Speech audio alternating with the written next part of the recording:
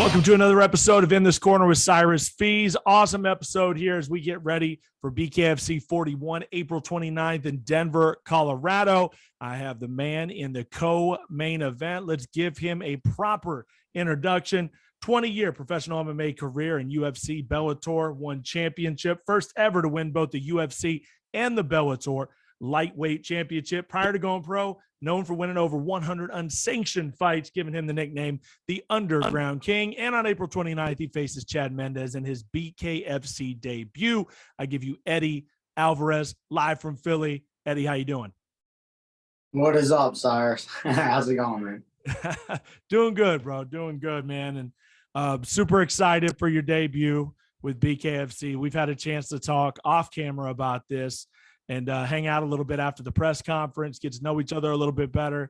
And man, you seem so excited for this opportunity, something brand new in your career, man. Talk about it. Yeah, so I waited around. I didn't sign a contract purposely. I waited around here.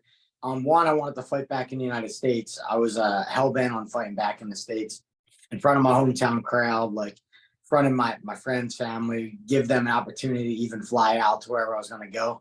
But I wanted the right opponent and the right platform, and I was willing to wait. Like I would have waited for whenever. I just wouldn't have fought if the opponent wasn't right and the platform wasn't correct. So I wanted to be involved in a fight that like fans were truly excited about.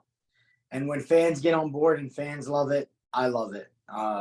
I'm a bit of a show off by nature. So the bigger the opponent, the bigger the prize, the more I show up to the event. So what bigger right now, outside the UFC other than Chad Mendes and Bare Knuckle Fight, and I can't think of anything the fans would want more than that.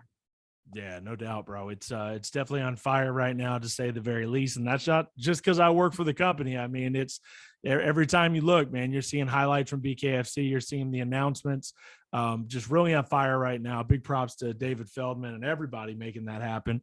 That being said, man, let's take it way back. We'll bounce around a little bit because you've had obviously an incredible career, and then we'll just have a little fun with it. So growing up in Philly, everybody thinks Philly, rough city, rough upbringing. You hear it all the time. It kind of just goes hand in hand. What was childhood like for Eddie Alvarez growing up in Philly? Always the city of brotherly love, man. I don't know what you're talking about. Right. So, yeah, exactly. I grew up in a place called Kensington. Kensington is, like, for people who don't know what Kensington is, it's where Rocky was filmed, the first Rocky.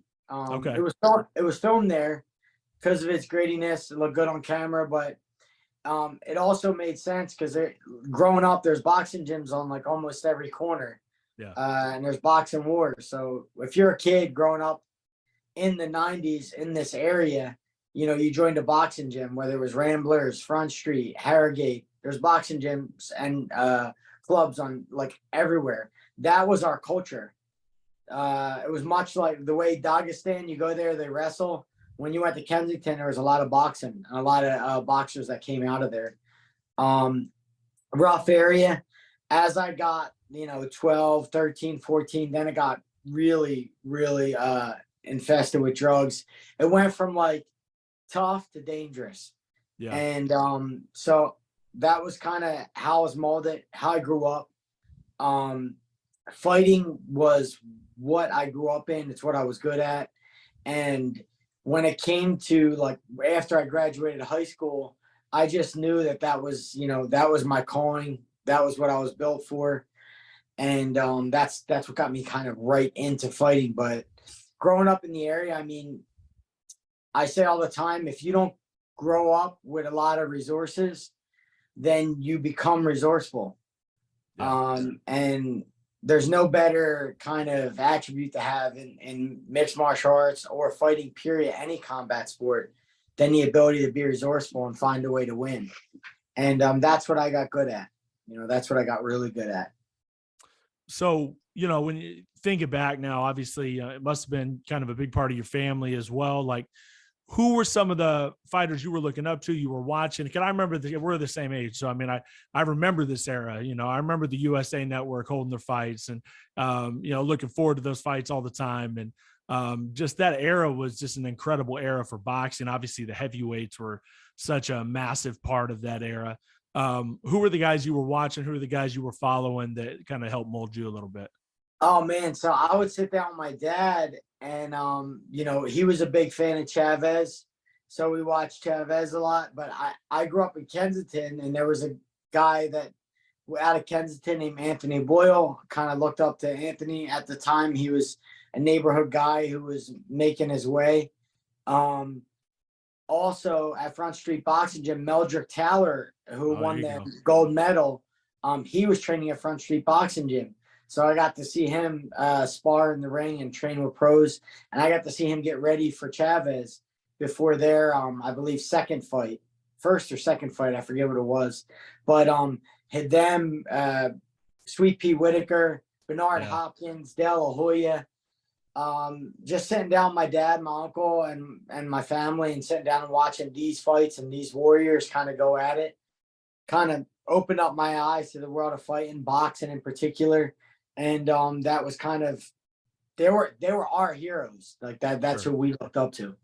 Yeah, and it was it was a fun time. It really was for the sport. If you had to put one boxer, think back then, little Eddie Alvarez, who's going to be the poster on your wall? Who's the one guy you're going to put on your wall?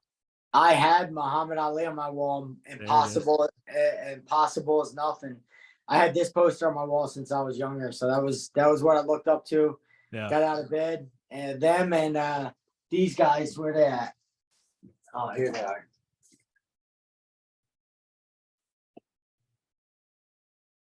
These dudes right here, my inspiration.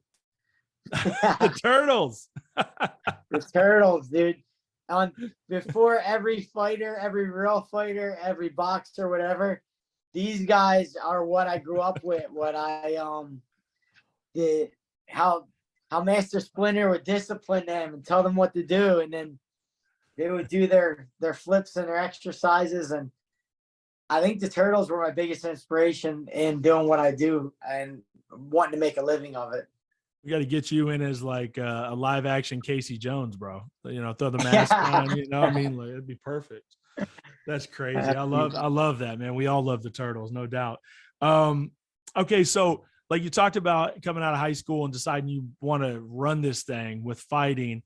What kind of a decision was that, man? Like to kind of turn down the normal college route and kind of run this MMA thing?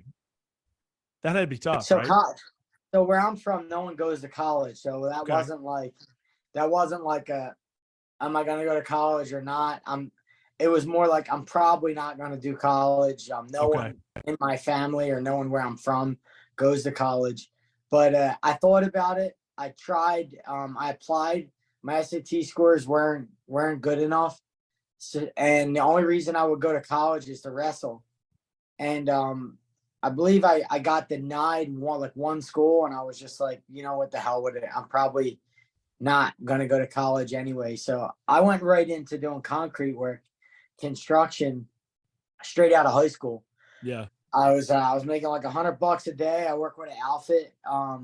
My great boss, Ken Day, he took me on, and I took that job, and I worked concrete for about 4.5 years. I was even working concrete when I started fighting. My boss would come to my fights, but I did concrete work during the day.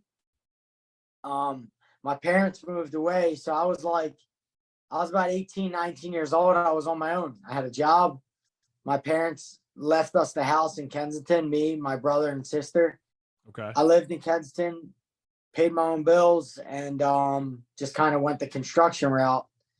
And then out of nowhere, I just kept having like dreams about fighting. Yeah. A lot about fighting. And I was with my wife at the time, and I kept telling my wife, hey, I feel like I need to compete again. I feel like I need to go back to fighting and kind of do this. And at the time, I was getting in a lot of fights, just on the street or messing around or going out with friends. Yeah. So I got myself back in the gym, I started to train, and within like 6 months, I took my first pro fight. I really wanted to pursue it. So I took my first pro fight, but at the time, fighting was not a big thing. Like, I don't even think Ultimate Fighter was on TV yet. Yeah. Yeah. This was back in like 2003. I think Ultimate Fighter was just kind of making its way. So, Yep. You're absolutely right. Well, so this kind of goes like, so the whole Underground King thing, man, I've always been very fascinated with this. And it's funny because we didn't really talk about this off camera. So I'm glad we saved it for the podcast.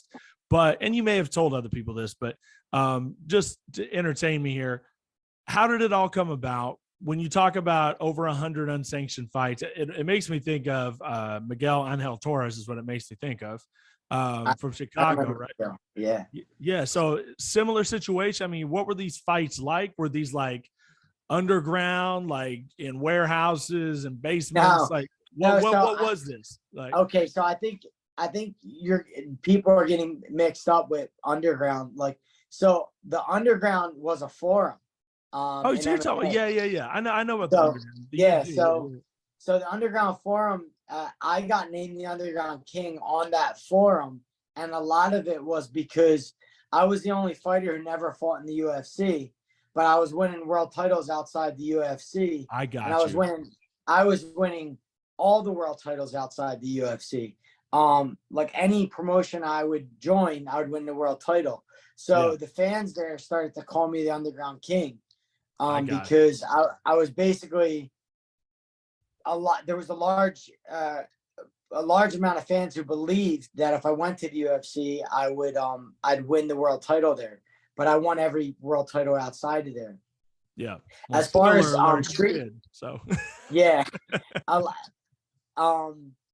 as far as street fights, the street fights I were in, they weren't like set up the way like Masvidal actually went to a backyard fight.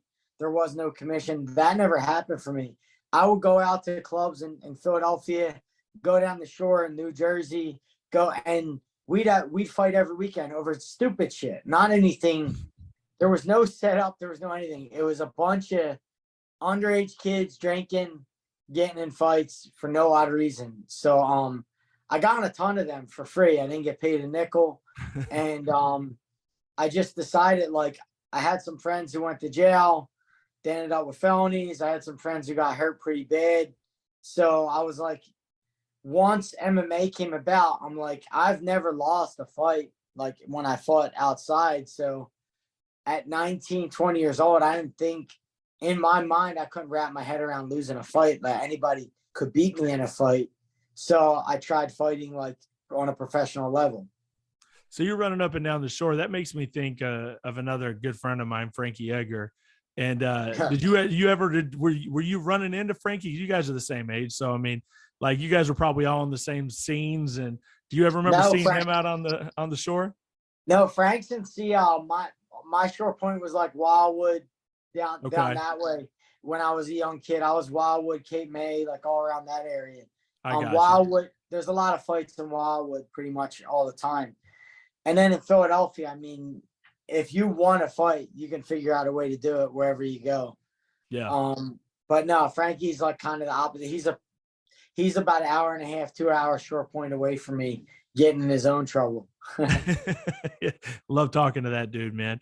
That being said, let's one thing that I think is interesting, you talked about being on the UG, being on the underground, and obviously all these shows you went around the world before you ever got to the UFC, which is not usually a story that you hear, right? So you're kind of one of those rare breeds that did that. So you're talking about Dream, we're talking about Bodog Fight.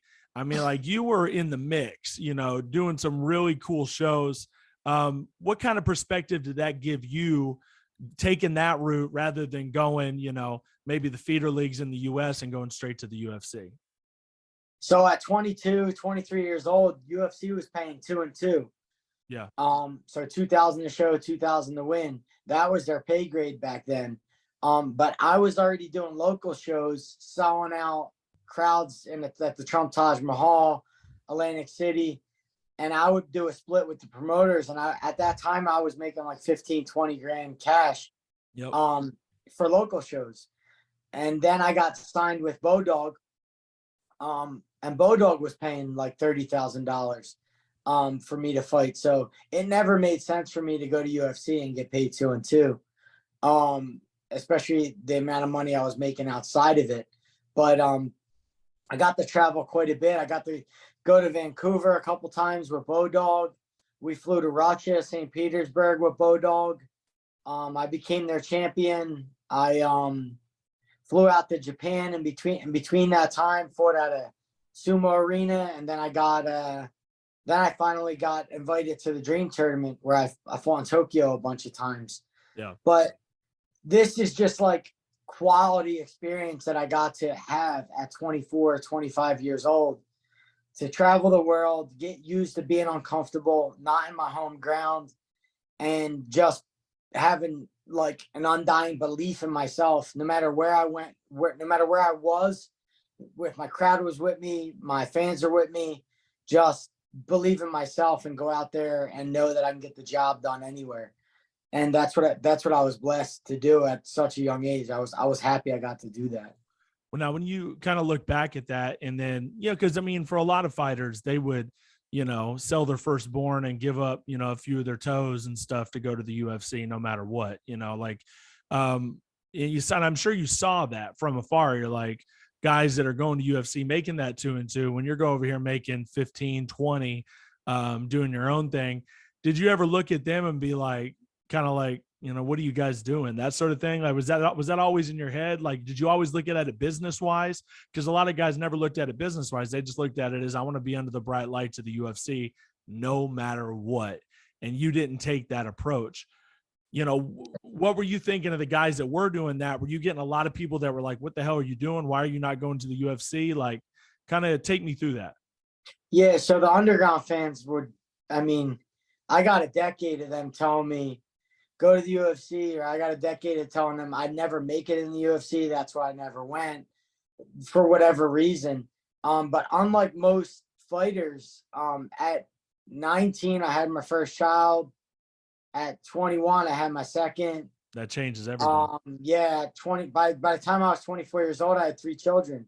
Yeah. So for me, it went from being a selfish thing where this is what I want to do, to okay, this is what you want to do, but if you don't figure out a way to make money and make a living doing this, taking care of everyone, then you got to go get a normal job, because you got to be a father first and then a fighter second. Yeah. So I was strategical about the way I navigated my career, because it was money first. I was a dad. I had to take care of people. Yeah. So that was always important. And then secondary came everything else. So yeah. I didn't want to go to the UFC until they were able to match what I was getting outside the UFC, until they said, hey, we'll give you an amount that makes sense to what you're getting paid outside of that. So was there ever a time they were coming to you, like they really, really wanted you, and you're kind of bouncing around winning these titles, and like maybe they threw a matchup at you and said, hey, we'll bring you in, you'll face whoever? Was there any of those offers on the table that looked good and you're like, I might, but you didn't do it? It was always entrance pay. Like, I think always. Okay. I think by the time I did the Dream Tournament. I got invited to the Dream Tournament, which was Pride basically. They turned into Dream after they sold to UFC.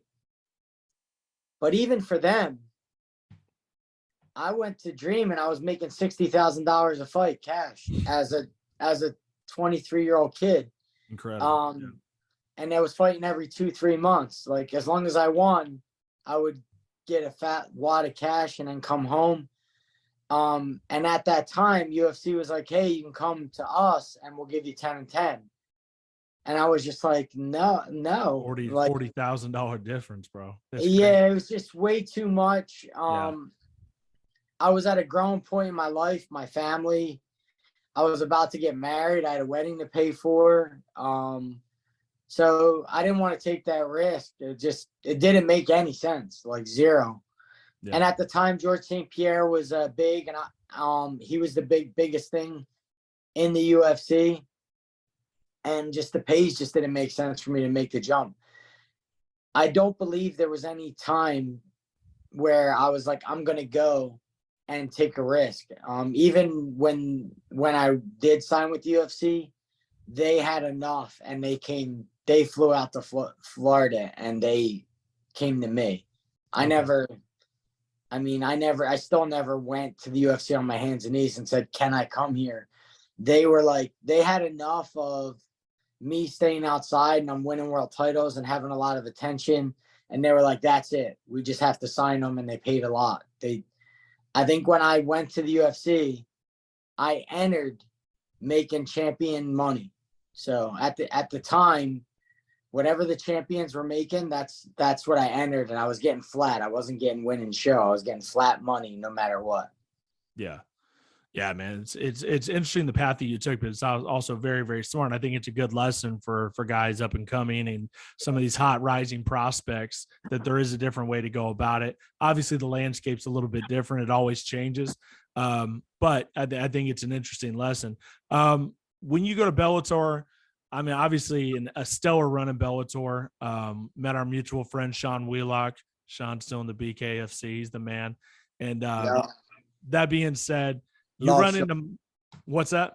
I love Sean. Sean's a hell of a dude. Consummate professional, one of the best in the world. But you run into Michael Chandler. So, we know Chandler's resume as well. Obviously you guys, you split a couple fights. What can you say about Chandler as an opponent? Because those were obviously some classic matchups. Yeah. So at that time in Bellator, I was kind of king of the mountain, running over everyone. And then I got offered Mike Chandler at the time. And I didn't really know, I knew nothing about Mike Chandler. I just kind of looked at him like, oh, it's okay. It's another guy coming in and this and that. And probably could have did more research on him before we fought and stuff like that. But just kind of looked at him as another opponent, another tough guy that we're going to run through. And that first fight, I remember, he came after me and it was almost like for the first time in my career, I met a guy who was like, I don't want to say as skilled, but the heart, the work ethic, all of the guts kind of matched mine. And I rarely ever matched someone like that who had that kind of dog in them to be able to fight the way I fought and pick themselves back up and take a beating and come back. And he was that guy and kind of all surprised me at once our first fight. And I was like, holy shit, man, what a fucking athlete, what a fighter. Yeah. Yeah. And is that one where you got that split, you won one, he won one. Is that one that you think about? Because I think the whole combat sports world would like to see that one ran again. Is that something you think about, or is that not even enter your mindset? No, I tried it a bunch of times. I tried it. I called Mike personally. I became a free agent 4 or 5 years ago, and Mike was on the verge of being a free agent. And I called him personally to say, hey, I think we should do free agency together and sell our third fight to people. I think we should walk in, promoters' boardrooms together and sell our third fight. And he told me it was a great idea, but he never. I was serious about it, and I'm not sure he was. So, I wonder what his. I'm over here like matchmaking. Like, can we make this happen in BKFC? Because that's the ultimate platform for that fight. That's where that fight needs to happen, right?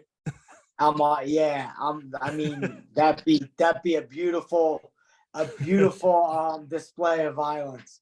Oh my God. Yeah, that'd be incredible.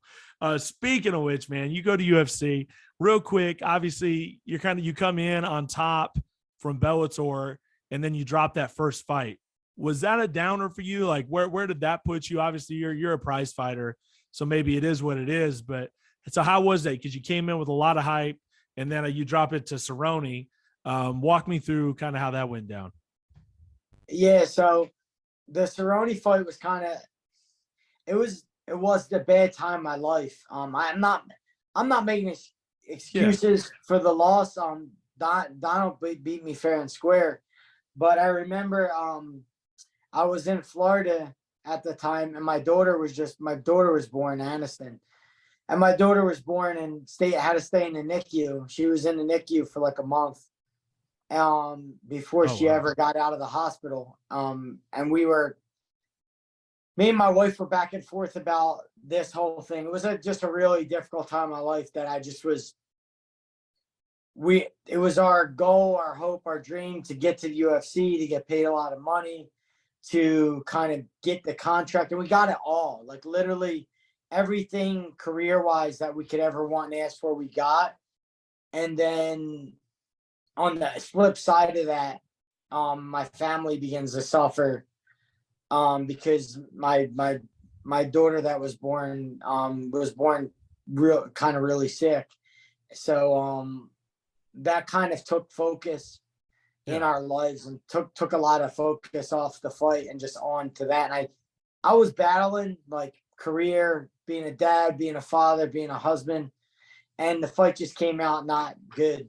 I don't even think my body even looked like shit. When I look back for the fight and when I weighed in, I'm like, man, I kind of look like shit for this fight. But yeah, it was a real downer because that was supposed to be the head of the Underground King. Like, can he go to the UFC? Can he go beat their best guys? And I was like, fucking right, I can. I always could. It wasn't about where you fought. It was about like, just, there's good guys all over the world. You could fight anyone. And I would go there and I lose to Donald Cerrone, and I was like, what the fuck, man? Yeah. So I had to pick myself back up. I had to dust it off and get myself back on a winning streak and go after.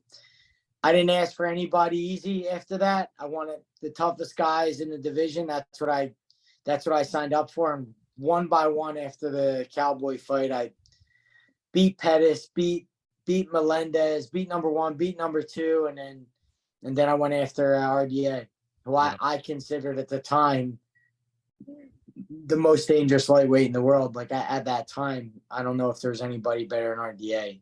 So I mean, and you kind of finished off that story, right? The story that you had kind of written, that you had talked about, that ran through the forums, that went all over the world. It all came to a head.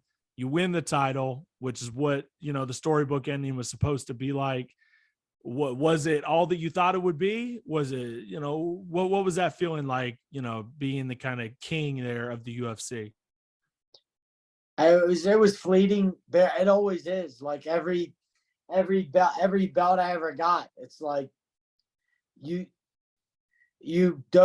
dedicate like so much of your life to get a world title. You do this, but like once you get it, and every single world title I have, once I got it, it was like, okay, what's next? It's a really like crazy high when you win, because it's like all the sacrifice you put in.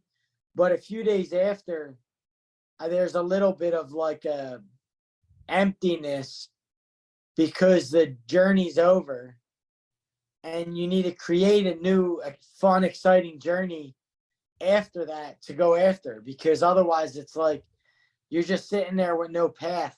You're a dragon slayer with no dragons, and it's like you're just looking around like, okay, what's next?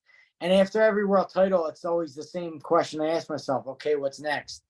That was great. That was fun. That was really full of hard work, sacrifice, and all the goods that builds character. But like, what's next?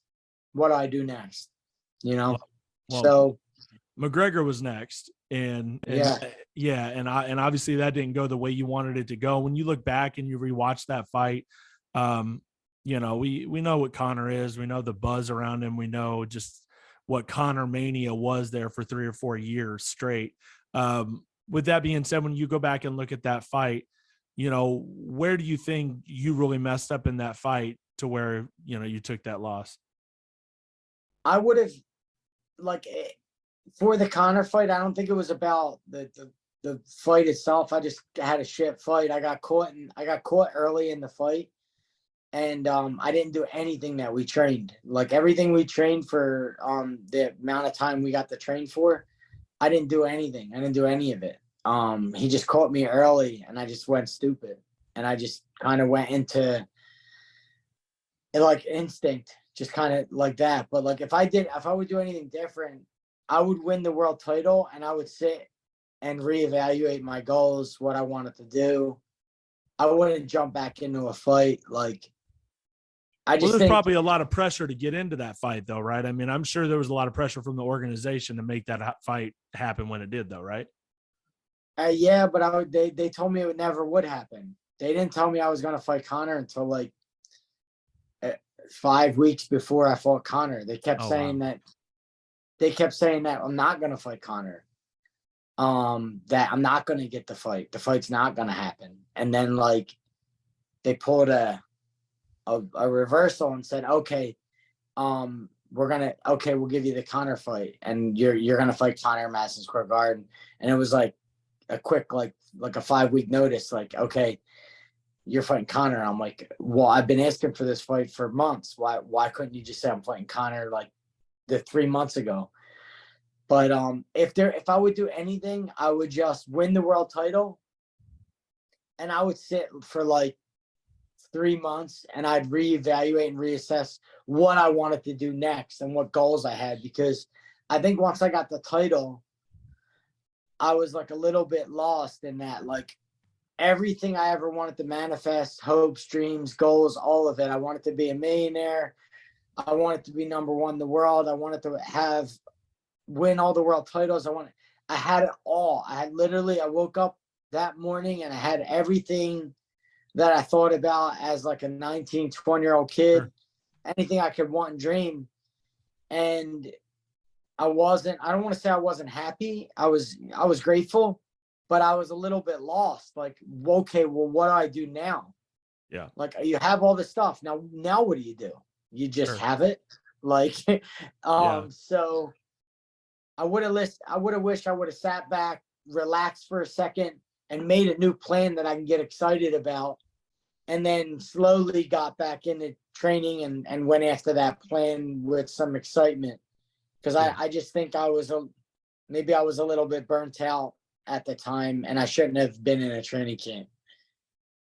Yeah, no, it's interesting, man. And things happen clearly for a reason. And, I think the most interesting thing is, when I look back at that era, you were a part of this kind of small group of like absolute killers, in the division. You, Cerrone, Gaethje, Chandler, Poirier. I mean, how's it feel to be kind of in that group where anytime you guys came out and fought, you knew it was going to be violence. You knew it was going to be fight of the night material every time.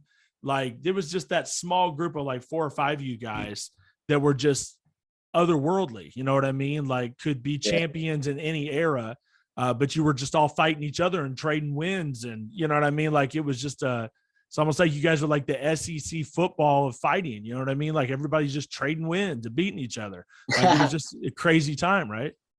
Yeah, Monty, like, I don't know if you ever seen a documentary called The Kings, but it's the 4 Kings are Duran, it's Hagler, Hearns, and Sugar Ray. Yeah. And the 4 of them, that era was just like epic. It was like these 4 guys on any given night could beat each other. And it was like me, Poirier, Gaethje, and then you got like me, Poirier, Gaethje, Chandler.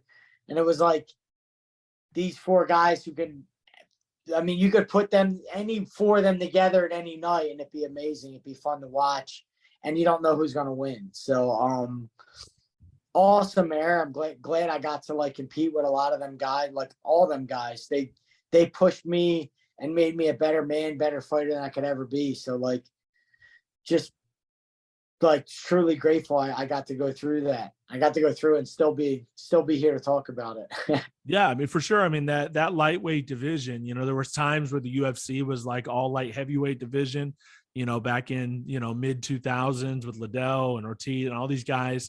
But then it went to the lightweights, and you guys kind of stole the show there for years, for like a decade. It's exciting stuff, man. So you go off, you do the ONE FC thing. You end up in BKFC. We'll just fast forward to BKFC, where you're at right now. Can you see yourself, because I know you've talked about it before, that you want to keep your options open. You want to maybe do some more MMA. Could you see yourself just after the Mendes fight, you know, no matter if you win or lose, say it's a great experience, you guys kill it, whatever, which you will. That being said, could you see yourself just going full time with BKFC and just really trying to grow this thing? Like, do you feel like that's a path you could take? Is that a possibility? Or do you feel like you really do want to play that free agent role and do other stuff? Like you want to box or you want to do MMA like 100% for sure? No, like absolutely. And I wouldn't have said this like a year ago. A year ago, I spoke like, and I speak with Dave pretty, you know, like me and Dave don't cut any corners. We talk to each other. We're about as honest as it could be. Yeah. And a year ago, I'm like, yeah, I was like, whoa, I know I like to fight, but I don't know if I would get involved in something like this. And then finally we spoke. We got like the right opponent, something I can get excited about. And I think after this training camp, like me and Mark Henry, Ray Robinson, we're all together kind of plotting and scheming and doing our training. And the more I trained for it, that like, I don't know, this has been one of the funnest training camps I've had. I can't tell you in how long. Like my excitement when I wake up in the morning, my excitement for the workouts, for the sparring sessions, all of it has been the best time I've ever had in like combat sports in like maybe the past like 7 years or so. So like I definitely would want to do this again. I would definitely want to do this again. And I would be up, you know, barring my hands are good after the fight, everything's good. I'd be up for fighting again before the summer.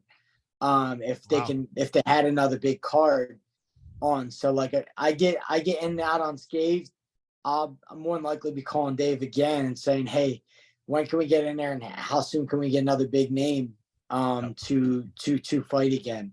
Because like regardless of what people think and feel about bare knuckle fighting, the training camp and the training, all the injuries, most of them come from wrestling and kicking, like the really bad injuries, ACL tears, neck, back, all this stuff comes from wrestling and kicking. And when you take that out, I'm a much healthier person. Like I recover a lot faster.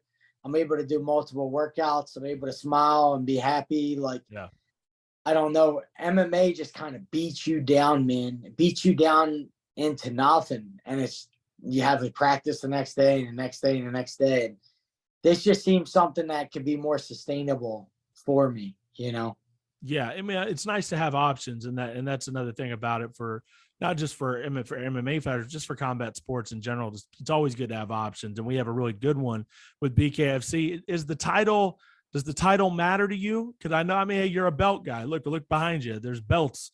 I mean, I'm sure that BKFC belt wouldn't look too bad sitting back on the mantle. Is that a possibility when you look at like a guy like Palomino and what he brings to the table?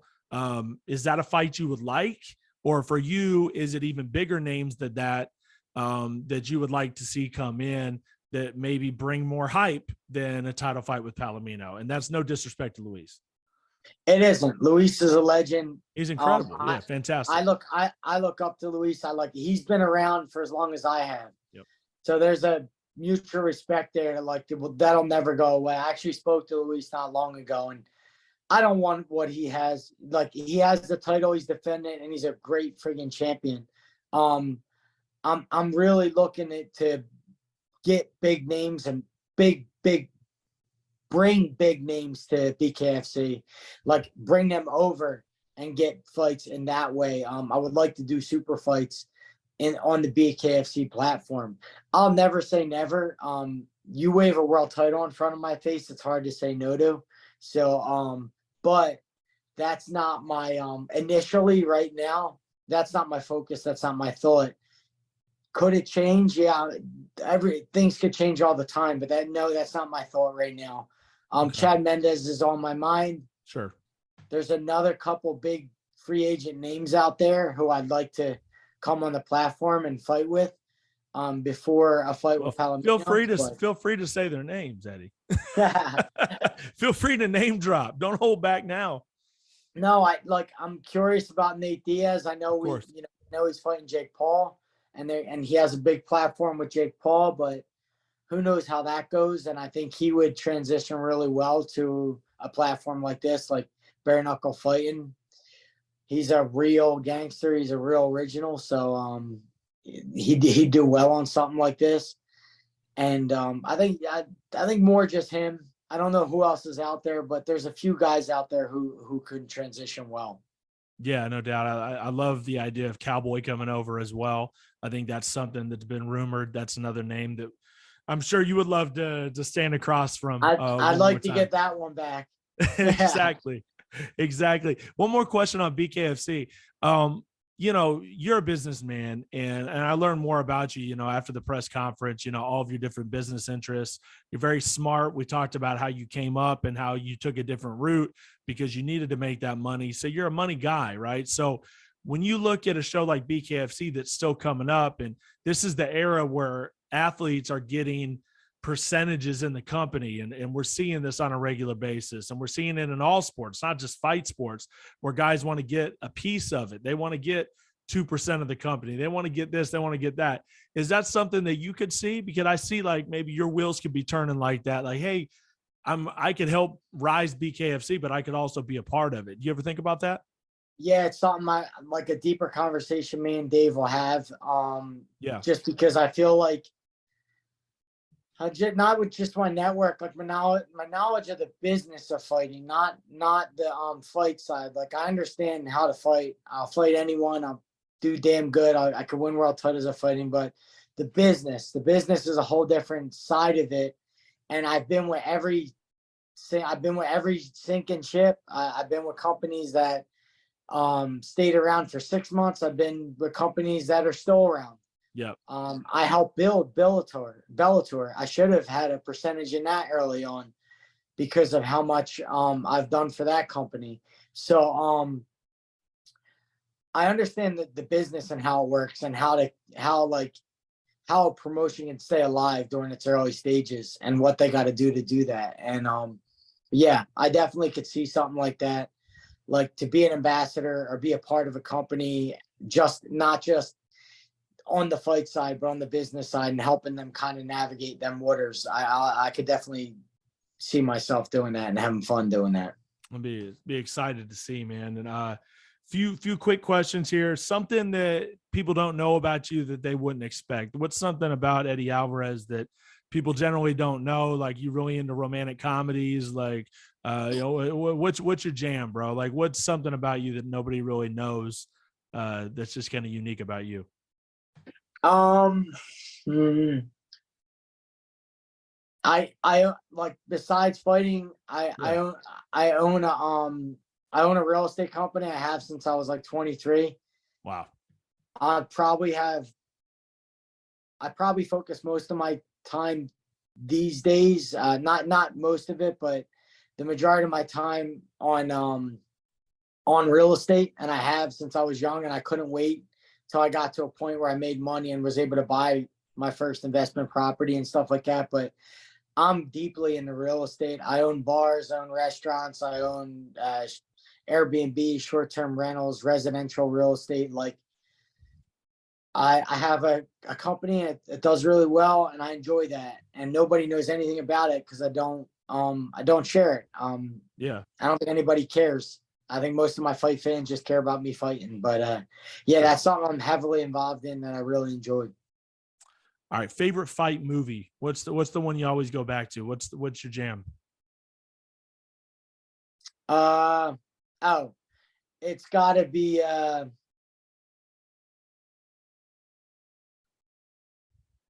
the Cinderella Man for sure. Like, there's not even a question. That, and I really like Southpaw. I like Southpaw because it shows the dynamic of like a woman and the fighter. And I think they did a good job relaying the woman's side of fighting. And not a lot of films did that, where I think they did a real job. They did an awesome job showing what a woman goes through and a woman's role in a fighter's life. I thought that was cool. Southpaw did that really well. That's a good one. Yeah, that's a great movie. All right, final question. So I'm asking everybody this going forward. who would you like to get on my podcast? So who can you help bring onto this podcast? I just got done talking to Ben Rothwell, and he threw out CM Punk, which I thought, wow, that would be something. Who do you think you could bring to the table here, Eddie Alvarez? It's got to be good, bro. It's got to beat CM Punk. That's gonna be tough. Yeah, CM Punk. I mean, it's pretty popular. Not too many people. Oh man, who can I bring on your podcast? Yep, that's it. I mostly know fighters. I'm like, no, fighters are good. No, I mean, yeah, what's wrong with fighters? Yeah, no, I mean, that's usually what we do here. So yeah, we could do fighters. But I'll call up Frankie Eggert. You like Frankie? Was Frankie on here yet? I've already had Frankie twice. I've had Frankie Oh, shit. Frankie's the dude. We did commentary together, man. We did commentary. You're gonna have to go something else. You're gonna hit me with something else. Watson? What about Burt Watson? Did you get Burt Watson yet? I have not had Burt Watson. That would be cool. Bro, you got to get Burt. It's Philly, baby. Me and Burt got a Philly connection, but you gotta get Burt on there, man, for sure. Yeah, we could do Burt Watson. That's a good call, man. You know, that'll be entertaining, no doubt about it. So that'll be real good. Well, hey, listen, it all goes down, obviously, April 29th, BKFC 41, the big debut. Thank you so much for giving me your time, Eddie, and good luck against Chad Mendes, bro. Hell yeah, thank you. Thank you, Cyrus. Thank all my fans out there.